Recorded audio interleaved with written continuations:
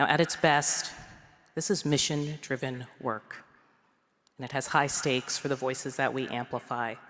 So I want to take a moment just to praise all of the nominees this past year for the stories that you've told and the way that you have told them, with curiosity and with urgency and with empathy.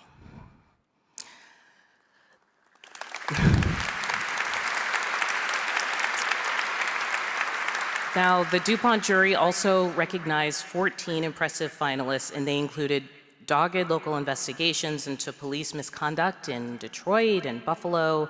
There was a radio series about privacy law in Massachusetts that had unintended consequences. And there were 2 exposés that revealed an egregious lack of oversight in both the Chicago and Denver foster care systems. We have the discipline files for State Police Troop A, which is responsible for the 8 counties of Western New York. These files show the state has cited dozens of troopers for misconduct, but they remain on the force. Our I-team spent months combing through these files and traveling to Albany, taking our search for accountability to State Police Superintendent Kevin Bruin, who just last week announced his resignation effective October 19th. Tonight, the I-team's Ed Dranch and producer Sean Mickey dig into these documents. These are the damning documents state police never wanted you to see, obtained by the 7 News I-team from a local district attorney's office because state police have denied local media's open records request for these same documents. 2011, Trooper Michael Catanzaro abused his position, contacting someone under false pretenses to promote personal interest of a friend, suspended 60 days. 2019, Trooper Brandon Voss, often called Super Trooper by some lawyers, had 3 misconducts against him in 3 months over his behavior dealing with the public and police protocols, suspended 30 days. 2008, Trooper Aaron Destro took pictures in his uniform with his penis exposed, docked 5 days annual leave, but then in 2010 he had sex on the job, suspended 8 days. But they're all still on the job. That's right. Why is that? Well, because we've done an evaluative process. In late August, the I-team hit the road for Albany to get answers from the top. Kevin Bruin is the superintendent of state police. He wouldn't comment on specific cases, but says the troopers' past behavior and their professional qualities would determine their punishment. The mere fact that somebody's made mistakes, done things that are wrong, does not necessarily mean they're irrecoverable or irredeemable. But to what extent? In 2009, internal documents obtained by the I-team show Trooper Sergio Cruz was counseled because his DWI arrests were substandard, only making 2 that year.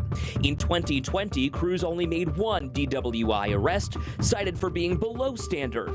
But in a 2019 notice of suspension, the I-team discovered Trooper Cruz himself was arrested for DWI, accused of drinking beer, vodka soda, and at least 3 shots over a 9-hour period, and driving, hurting someone who was in the other car police say he rear-ended. Despite the charges, Cruz was acquitted by a judge, the Erie County DA telling state police there was insufficient evidence. But state police documents say Cruz was in all likelihood intoxicated at the time of this crash. Trooper Cruz was told he used poor judgment and suspended for 90 days. He was put on probation for a year, told he might be fired in that time, but he's still on the job, making nearly $130,000 a year. With a 60 or 90-day suspension, should a trooper or a ranking member feel as if it's really just kind of a slap on the wrist? I don't think 90-day suspension is a slap on the wrist. That means no pay for 90 days. It means no health insurance. It means a lot. It's painful, but at the end of the day, they're still keeping their jobs. Correct. They have. If you're in that range of penalty, you are just short of getting terminated. What would lead to termination? Well, any number of things can lead to termination. There have been,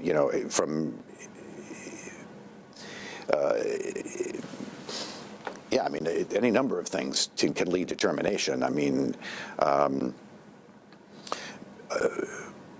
I can think of one case where where a weapon was misused, not as it relates to the public, just not safely dealt with.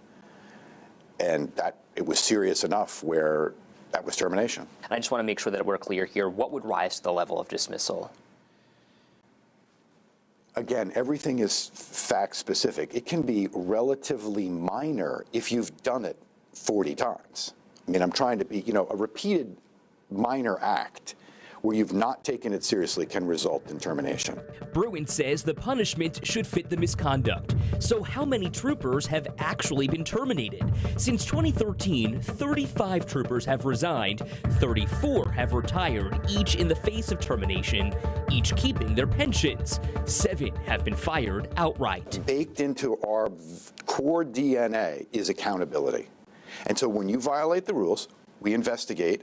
If we're satisfied you violated rules or regulations, we punish you. That means we have a system that results in discipline. But it's discipline at a very different level. It's a matter of suspension of 60 days, a matter of having vacation days withheld. It sounds like there are very few terminations. I would hope there'd be very few terminations. I would expect there to be misconduct that fell short of discipline, termination. And I would expect us to take corrective action. I think it is often the case that discipline is insufficient or is certainly not designed to change the underlying behavior. Bobby Hodgson is the supervising attorney at the New York Civil Liberties Union, suing New York State Police for the full release of these internal documents. He says there's a mountain of documentation out there with claims that are deemed unfounded. But he says no one knows about it, and no discipline has been imposed in those cases at all, which he says raises questions about the integrity of some of these officers and what might be hidden from view. Oh gosh, well, I think it's vitally important. The police are public employees who are entrusted with the ability to arrest people, to use force. I think that means that they must be held to the highest standard, and there must be the highest level of transparency around the systems that are in place to investigate how they might be misusing that power. The Troopers Union says, we believe unfounded and unsubstantiated complaints should not be released to the public. According to the Post-Journal, the Committee on Open Government supports keeping those documents hidden if there's an issue with privacy. Still, the NYCLU case is pending in state Supreme Court, but the fight for these documents is really nothing new. In 2020, state lawmakers repealed a law allowing law enforcement to hide personnel records. But since that time, state police have not widely released those records, often citing requests that are too broad or that the complaint was unfounded and didn't result in discipline. An I-team analysis of those internal documents reveals more than 1 in 4, 27% of troopers in Western New York have been disciplined in some capacity. You're okay with that? I am. Why? That means the Division of State Police takes the conduct of their members seriously. And if you break the rules, we punish you. We are not sweeping misconduct under the rug. In fact, we're documenting it. The public would have no idea if an officer, a trooper, is disciplined, whether those claims were founded or unfounded, if not for the media coming forward, asking these questions. Well, no, I would say the public wouldn't know about it if we didn't do it. These internal documents are used by local district attorneys to test a trooper's credibility if they were to testify in court. But in Florida, for example, a public database is already available where you can see how police are disciplined and for what, shining light on what is otherwise in New York often kept in darkness. Why not create a database that's public? You know, that is a potential solution. But right now, we're undergoing the process of producing these records and getting them ready for the immediate need of the district attorney's office. That's the main focus right now. As opposed to the public trust or the public? Well, the public trust has got to be served by the investigations, by the discipline process, and ultimately, yeah, the production of records. Bruin himself is now under investigation over how he's handed out discipline in the past. Prior to his resignation last week, the New York Post explained the governor's office was investigating Bruin after his former human resources director resigned. The Post reports that's part of an investigation into her handling of a job candidate who uses a wheelchair, and no discipline was doled out. Because there is no database on discipline, we've made one for you. With the records that we have, you can see for yourself who's been disciplined and the accountability that followed. Through our document deep dive, we've also learned in Jamestown, 2 officers were fired for filing false statements after finding a child hungry and barely breathing. Those officers did nothing about it. Our series on police accountability continues tomorrow night, right here on 7 News at 6. For the I-Team, I'm Ed Dranch, 7 News. And you can read through our I-Team's entire investigation. It's available right now on our website. There you will also find that complete database of the discipline files for State Police Troop A. That's all in this article, again available on WKBW.com. We encourage you to take a look. It's available for you there tonight. New at 6 tonight, it is part 2 of our I-Team's report into police misconduct in New York State. And tonight, you're about to see video that Jamestown police did not want you to see. The 7 News I-Team was initially denied access to this video. They, in fact, had to appeal that decision and pay hundreds of dollars to show you police misconduct and what happens when police think no one is looking. Well, their actions cost 2 officers their jobs for good. The I-Team's Ed Dranch and producer Sean Mickey discovered these officers are among thousands of others statewide who have lost their jobs because of misconduct. Poor child. It's the end of January 2019 in Jamestown, the wind whipping through the cold winter streets. Officer Emma Ward arrests Michael Patterson, charging him with endangering the welfare of a child.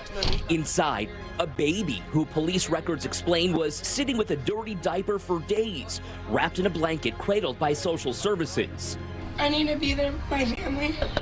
All of this hours after that 17-year-old, who you just heard from, called police speaking to officers Tyler Stimson and Andrew Grover inside that same home. They were responding to a welfare check, listening to that teenager describe a nightmare after her mother, who she says abuses drugs, seemingly disappeared days earlier. I don't know where she's at.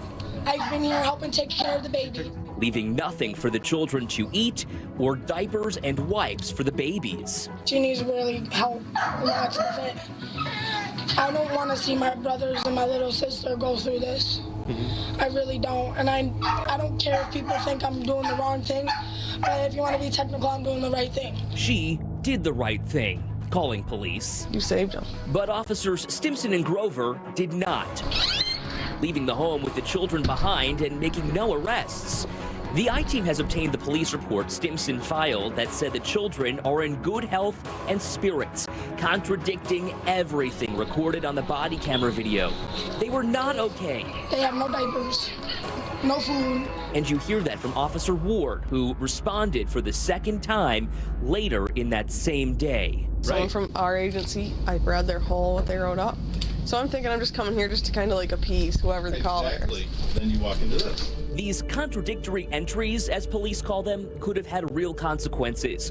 Police explain Stimson and Grover were derelict in their duties as officers. Stimson, in his own words, quote, "This is a major oversight and lack of good judgment." Stimson was fired. Grover resigned as a result. Both lost their license to be police officers anywhere in New York State, known as decertification. They are just 2 of more than 1,000 statewide who've lost their license from the State Department of Criminal Justice Services since that decertification process started in 2016. But there are questions about just how many others should be on that list, especially within the Erie County Sheriff's Office, where we've learned at least 4 deputies never lost their certification as of late August, despite misconduct. John Gugino, Jason Stikowski, Michael Bladechek, and Robert D. Sheriff John Garcia, who took office this past January, would not grant us an interview, instead issuing this statement explaining, quote, "A review of the registry has been and remains underway." That was August 26th. It just so happens that same day, the day we started asking questions, the sheriff's office submitted paperwork to the state to decertify Gugino for pleading guilty to possession of cocaine in July 2022. Then on August 30th, 4 days later, the sheriff's office did the same to decertify Stokowski for pleading guilty to promoting prison contraband, giving an inmate a cell phone in April 2022. If there's any questions that you have for me, I'll be happy to answer. And because the sheriff wouldn't meet with us, our I-Team producer Sean Mickey found him at this unrelated news conference following up about the process. Sheriff, can you promise that your department will follow through with New York State's decertification regulations? So the Office of Sheriff, you mean? Yes. Yeah, so we have in fact done so. Our Professional Standards Division has decertified those that were fired by the Office of Sheriff here in Erie County, or that resigned under allegations. And so far, they've gone back to 2016. The sheriff's office says Deputy Blaychek was decertified with the state in 2019, but the state says he was actually just reported for decertification on August 30th, 2.5 years after he should have lost his license. And again, after the I-Team started asking questions. What should the state be doing here? The state should consider amending the process so that there's less of an ability for police to essentially police themselves. Miles Gresham is an attorney and policy fellow for the Partnership for Public Good. In October 2021, he wrote a policy brief about how municipalities punish police, explaining, quote, no matter how grievous their misconduct, police officers can evade discipline and keep their jobs in a disturbing number of cases. He also writes, quote, some local governments have been misapplying police discipline for decades. It's been shown that when police police themselves, bad police get away with very bad things, and again, it erodes confidence in our police, and that's dangerous. I want the public to have confidence in our police. In total, the I-Team has found 71 officers who worked for departments across Western New York have been decertified since 2016, again when the law went into effect, mandating police departments inform the state of an officer's separation of service from the department. Nearly 1,600 police and peace officers were reported to the state as removal for cause as of June 2022. But again, this is all based on self-reporting. Should individual departments be able to self-report still, or should the state come in and say, this officer has lost their certification? I think the state should be allowed to do that. I think, again, if you're a nurse and you commit some kind of horrible misconduct, you lose your ability to practice. A journalist, a lawyer, why shouldn't it be the same for police? Take, for instance, the case of former Erie County Sheriff's Deputy Kenneth Achtel, convicted of assaulting a Bills fan while on duty outside Highmark Stadium in 2017. His official state record shows he still maintains his license despite his conviction and separation from the sheriff's office, meaning he could be back on the streets with a different department. The state did ask for more information from the sheriff's office, saying they have, quote, reason to believe that the circumstances surrounding his resignation may fall within our decertification regulations. Nothing to see here, said the sheriff's office. They denied any issue with how Achtel's separation was reported to the state. All of this, of course, before Sheriff John Garcia took office, but he insists they've gone back years to decertify deputies. And we've gone back to 2016, which is, by the way, the year the law was created. Last year, that law was beefed up, and the state can now ask for documentation if it believes a separation was reported incorrectly. The new regulations, however, are not retroactive. Shut up. Shut up. Shut up.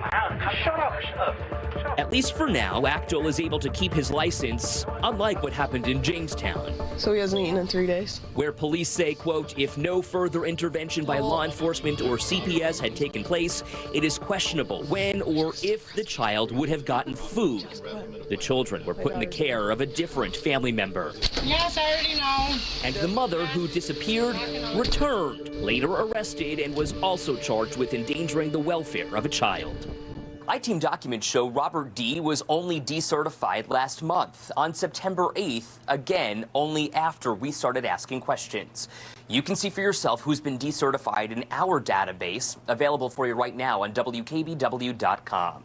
For the I-Team, I'm Age Ranch, 7 News. Once again, that entire database, along with the I-Team's full investigation, on our website for you tonight. There you'll also find our team's report into state trooper misconduct here in Western New York. Just head to WKBW.com.